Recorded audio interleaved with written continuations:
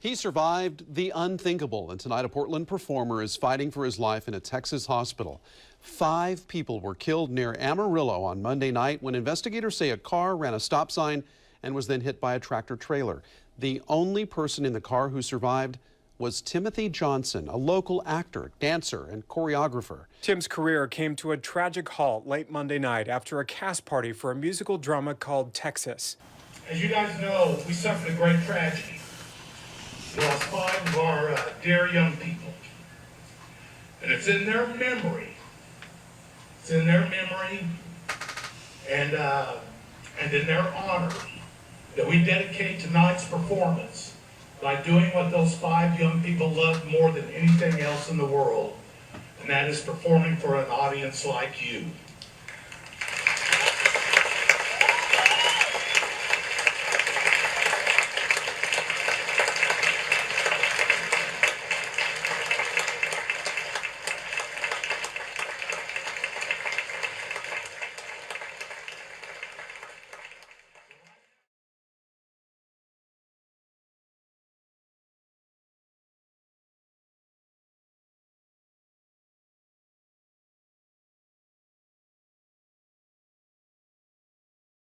So, I started dancing when I was 6 years old, and I remember being dragged into a ballet class, and I remember being very like apprehensive because it's ballet, and I started into dance for discipline, not really thinking anything about passion, technique, or whatever, and so as I started to take ballet classes, I started noticing like music videos of Janet Jackson and Madonna and and watching those videos and thinking, "Oh, I want to be that dancer."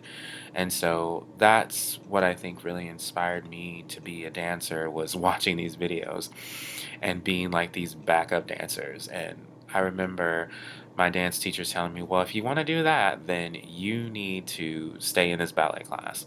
So then I started taking it a little bit seriously, started getting more into jazz, did a lot of jazz, and then when I started to kind of discover contemporary and modern, I was in college, and Suzanne Oliver was my dance teacher, and she really made me love modern. She taught Alexander technique, and I just love this movement. And modern was even though modern was a technique, it could be explored in so many different types of movement. It didn't have to be this way or that way, which is how Martha Graham and all these people like form their own technique. Is that they just kind of just started just doing what felt natural. And so I think that's what really inspired me to want to continue dancing because I never stopped learning.